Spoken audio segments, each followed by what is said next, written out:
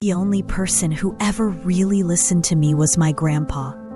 Just him, with those rough, gentle hands, always ready to sit with me for hours, hear all the things I could never ever say to my parents. The day he died, the house was thick with incense. People brushing past me, not a single one meeting my eyes. My cousins were glued to their phones. Dad busy arranging flowers, Mom chatting about land prices with the aunts. And I just stood by the altar, feeling completely hollow. All I wanted was to cry out, just once, "Grandpa, let that pain come flooding out." But if I did, Dad would give me that cold stare, "Don't be weak." Mom would sigh, "Why make such a scene?"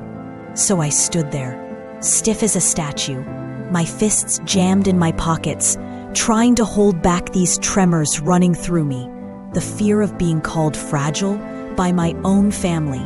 Somehow, it hurt more than losing the only person who ever understood me. Sometimes, I pictured myself breaking the silence, screaming, smashing through all those stupid rules. "We're hurting. Why can't we cry?" But I never did.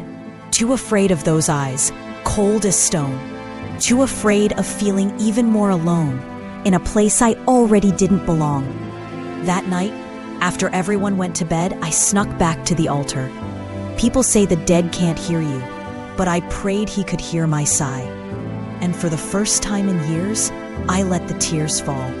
No one saw except him. Head buried in my knees, I actually felt not ashamed. Nobody in this house had the right to judge me. Not here, not in front of the one person I loved most. I cried until it hurt, but somehow afterward I felt lighter, like he was there, patting my back. "Go ahead and cry. It's okay." I couldn't say any of this to my parents. Maybe I never will. But that night, I made a choice not to betray myself by bottling up every feeling just to please anyone. The next morning, I looked in the mirror. My face was all swollen, but inside I felt strangely at peace. Nothing's really fixed.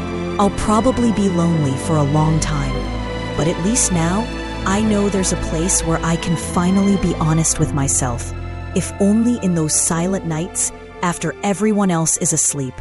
Maybe nobody knows, maybe nobody cares, but that night I grew up just a little, not because I learned to be tougher, but because I finally let myself be soft, even if it was only once. Ever had to play the part of the strong one at home, even when all you wanted was to break down like a child?